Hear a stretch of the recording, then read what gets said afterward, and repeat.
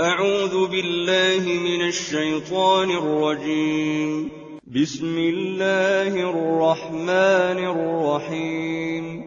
والشمس وضحاها والقمر إذا تلاها والنهار إذا جلاها والليل إذا يغشاها والسماء